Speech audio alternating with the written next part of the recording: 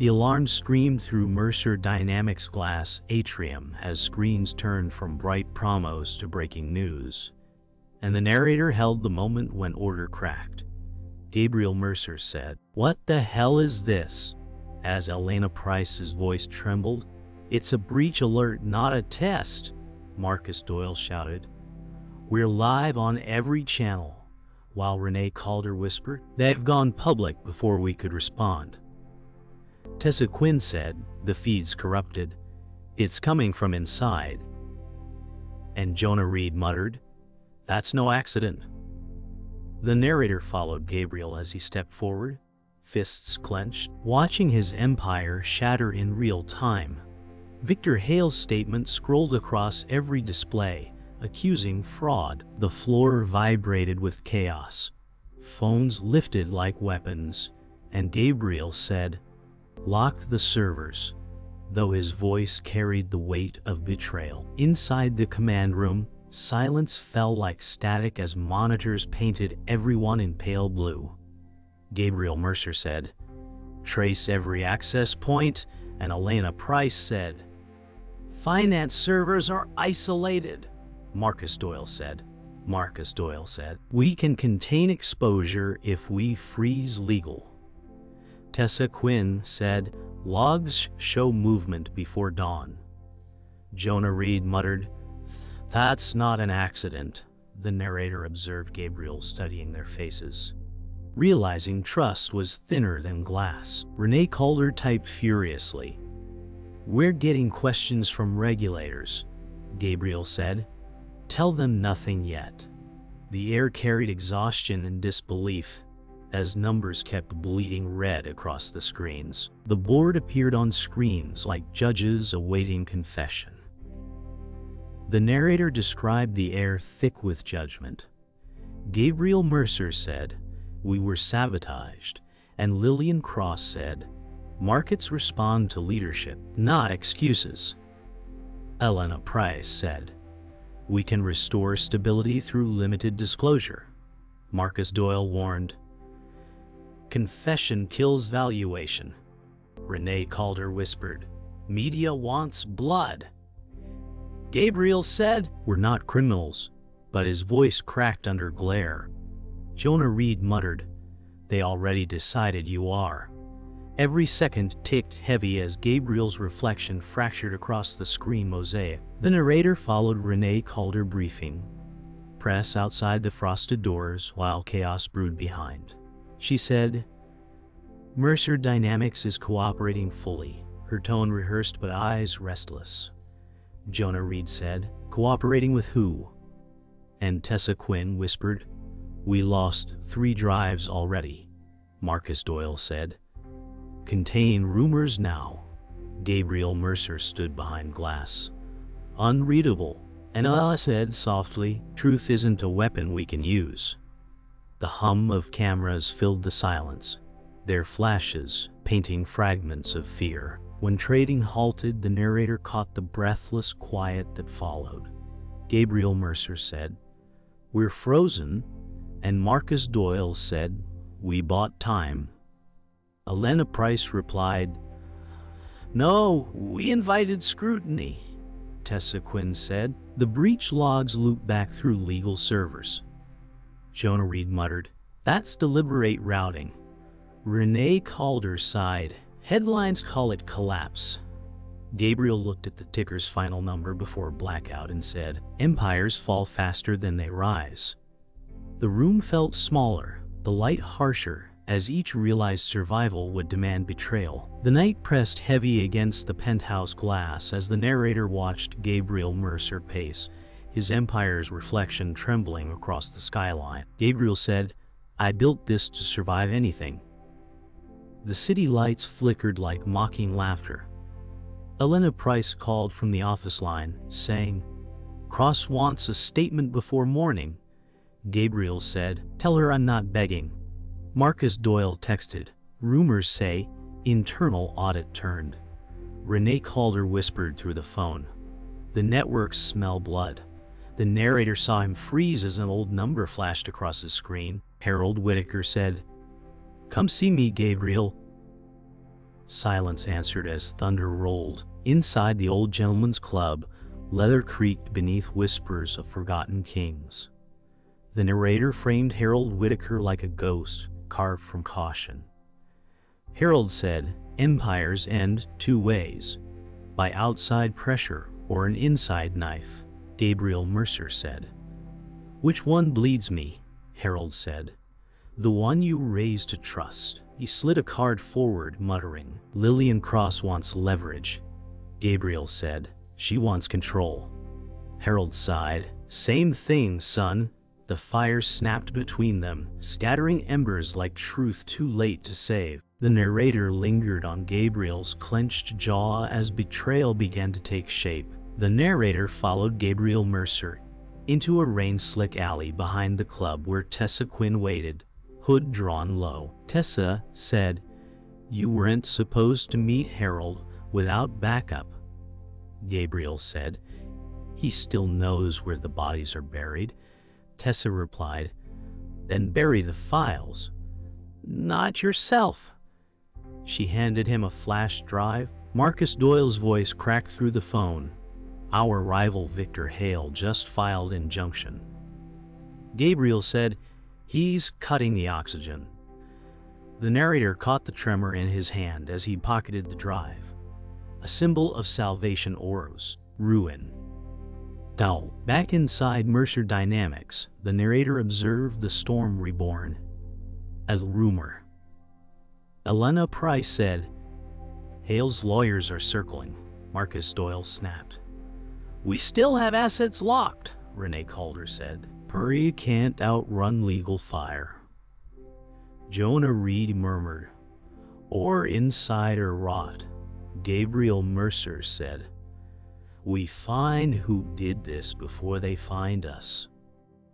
Tessa Quinn said, "The breach signature points to our own architecture." Silence spread heavy and accusing. The narrator felt the shift. Trust was now collateral. The narrator placed Gabriel Mercer on his office balcony, overlooking the gray city dawn. He said, "They're dismantling everything we built." Elena Price joined, saying, "Not everything, only the illusions." Marcus Doyle called from below, "Auditors arrive in 1 hour." Tessa Quinn said, "Logs confirmed sabotage by internal access." Renee Calder, warned. "Media countdown begins." Gabriel said, "Then we fight in daylight." The wind lifted his words like ashes as he faced the skyline, knowing the Empire's fall had already begun. The narrator followed Gabriel Mercer through the glass corridors of Mercer Dynamics, now echoing with silence where ambition once roared. Gabriel said, "They're picking apart everything I built." Elena Price said, "You can't fight every shadow." Marcus Doyle muttered, "Legal wants your statement on Hale's claim." Renee Calder said, "Media thinks you're hiding assets offshore." Tessa Quinn added, "Audit logs still show unauthorized edits." Jonah Reed whispered, "Or someone rewriting history." The narrator saw Gabriel stop at the boardroom door, his reflection split in the polished glass, and said, "History belongs to whoever survives." Inside the conference chamber, the narrator described the board gathering like vultures over a carcass.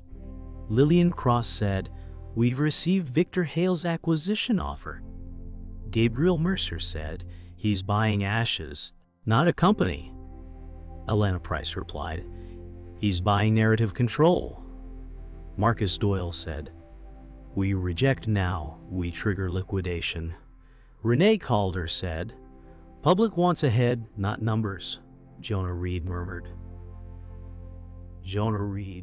"And heads roll faster than stock." The narrator caught Gabriel's gaze harden as he said, "Tell Hale he'll never own what he didn't build." Later that evening, the narrator followed Tessa Quinn into the data vault beneath the building. She said, "If this trail's real, someone inside signed off." Jonah Reed replied, "Or faked your signature?"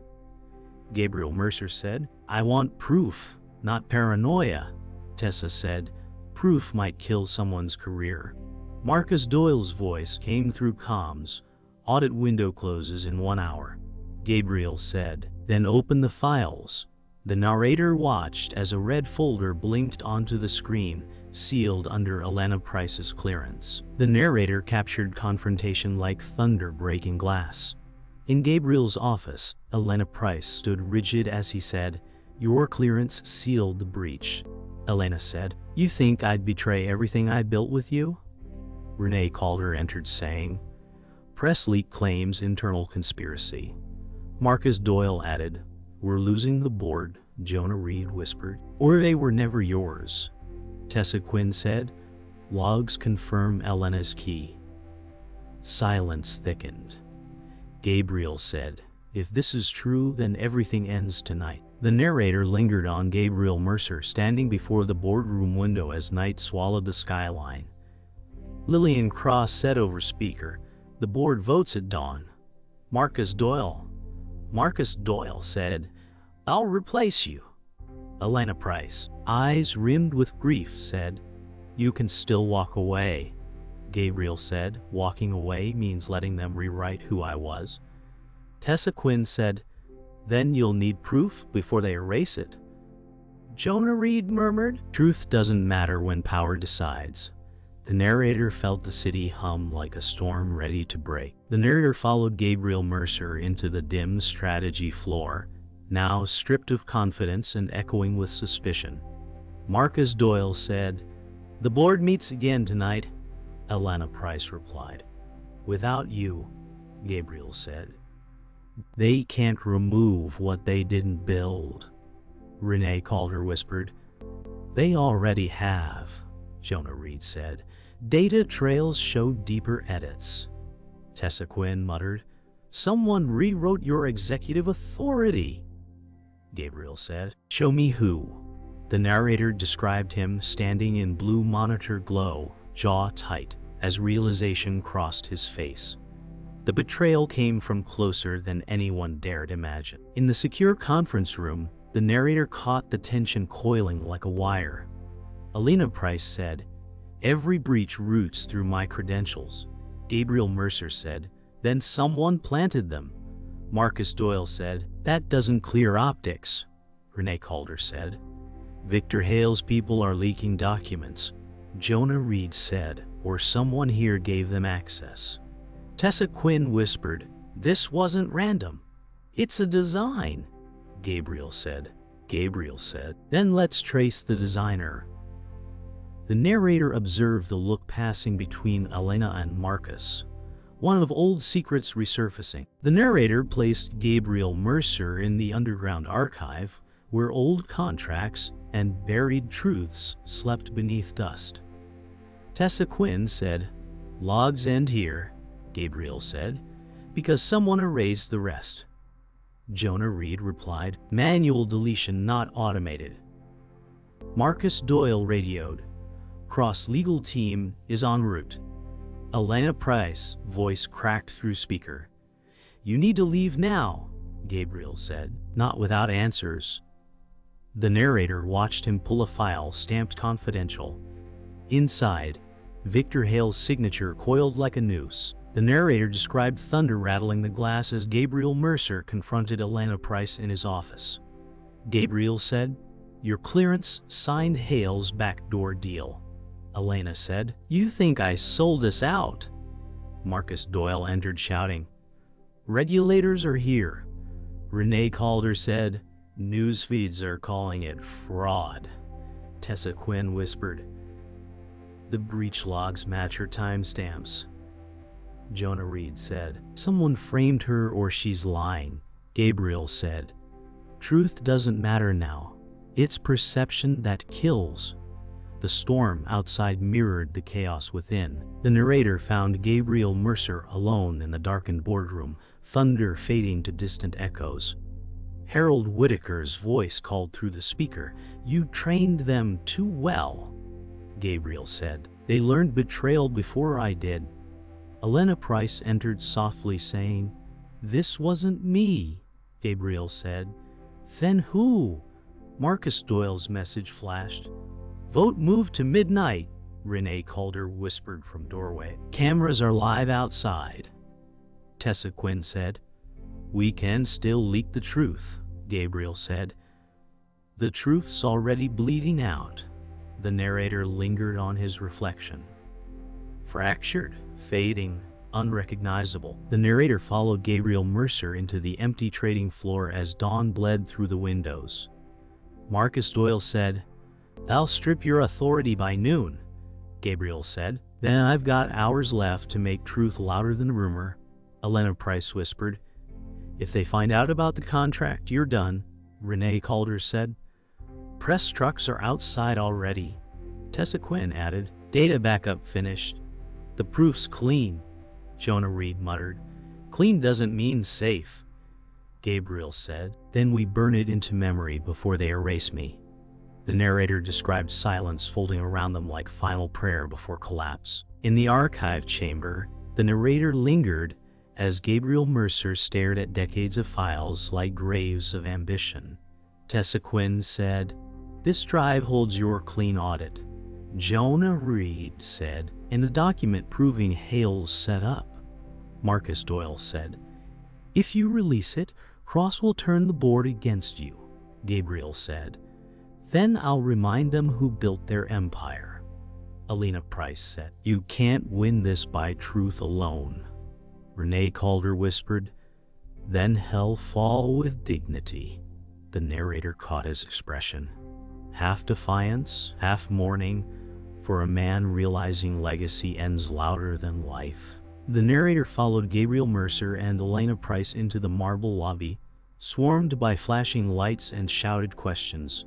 Reporters cried, Did you falsify accounts? Gabriel said. No comment, Elena whispered. No comment. Don't answer, Renee Calder said through earpiece. The footages live? Marcus Doyle muttered. They want a villain, not truth, Tessa Quinn said. Drives uploaded, Jonah Reed added. Servers are pushing evidence. The narrator saw Gabriel lift his head beneath the glare, saying, If they want a villain, let them see what made him. The lobby roared like Judgment Day. In the boardroom, the narrator witnessed faces lit by headlines instead of conviction. Lillian Cross said, The vote stands, removal immediate. Gabriel Mercer said, You're voting on lies. Marcus Doyle said, The data proves sabotage. Elena Price said, We traced every key, mine included. Renee Calder whispered, Press is already calling it redemption. Jonah Reed said, Hale's silence speaks guilt. Tessa Quinn murmured, It's over. Gabriel stood, saying, Then so be it. The narrator described him turning from the table, walking through the reflection of what once was empire. The narrator found Gabriel Mercer outside the tower as clouds rolled heavy across the city. Marcus Doyle said, You're free now? Gabriel said. No one leaves clean? Elena Price said. No one leaves clean. I'm sorry. Tessa Quinn handed him the last drive, saying, Legacy's in here. Jonah Reed said, They'll rewrite you anyway, Renee Calder whispered. But they'll remember the fight. Gabriel looked to the skyline and said, Empires don't die. They're inherited by ghosts. The narrator described him walking into rain, each step washing power into memory. The narrator followed Gabriel Mercer as he entered a small broadcast studio hidden within the building's lower level. Tessa Quinn said, We're live in 3 minutes, Jonah Reed said. Once you speak, there's no undoing this, Elena Price warned. They'll spin every word, Marcus Doyle said. Truth never scared them. It scares shareholders, Renee Calder whispered. Press feeds are cinced, Gabriel said. Then let them hear it from me. The narrator described his reflection in the glass, fractured between past and consequence, as the red light blinked alive. As the broadcast began, the narrator traced Gabriel Mercer's voice across the airwaves like a confession. Gabriel said, This empire rose on ambition, and ambition turned to hunger. Elena Price said quietly, "There are cutting feeds," Marcus Doyle said. "Backup channels active." Renee Calder murmured. "Social streams climbing," Tessa Quinn said. "We're trending under #Mercer Truth." Jonah Reed added, "Too late to silence it now." The narrator saw him steady his breath, every word forging the memory he would be judged by. The narrator followed chaos breaking upstairs as news alerts ignited every device. Lillian Cross said through feed. Mercer acted without board consent. Victor Hale appeared on screen declaring, "This confirms corporate misconduct." Elena Price said, "They're twisting it already." Marcus Doyle said, "We expected this." Tessa Quinn whispered, "The truth's out there now." Renee Calder said, "But will they believe it?" Gabriel said, "Belief's a currency I can't buy anymore." The narrator lingered on screens, flashing red headlines against his reflection. Later that night, the narrator found Gabriel Mercer on the deserted rooftop, staring into the storm. Harold Whitaker said over call, "You wanted control. You got consequence," Gabriel said. "Control never belonged to me." Elena Price arrived, saying, "You don't have to stand alone in this," Marcus Doyle said. "They'll remember you for the fall," Tessa Quinn whispered.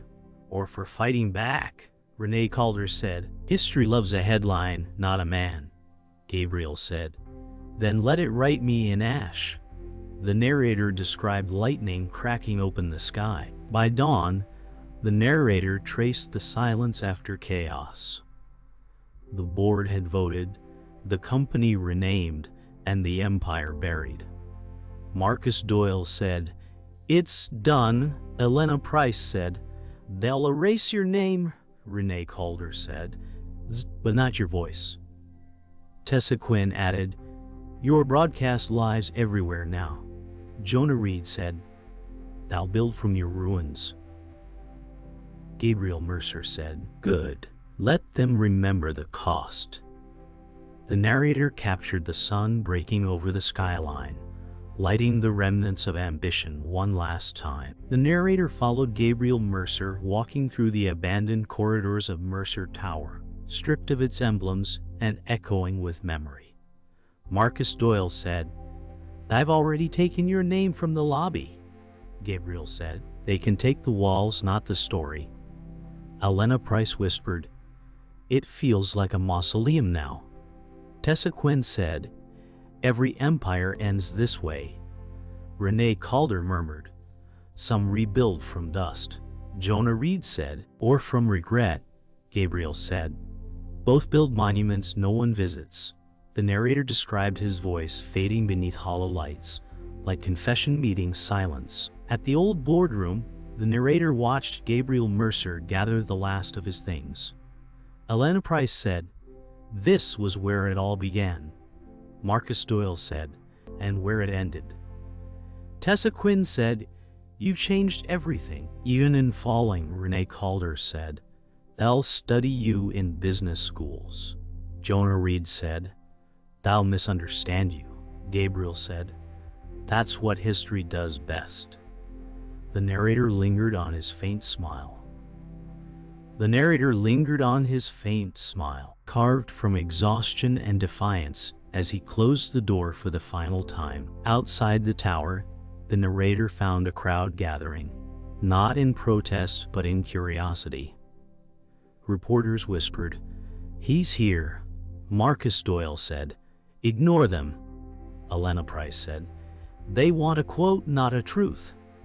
Renee Calder said, "Walk straight, don't pause."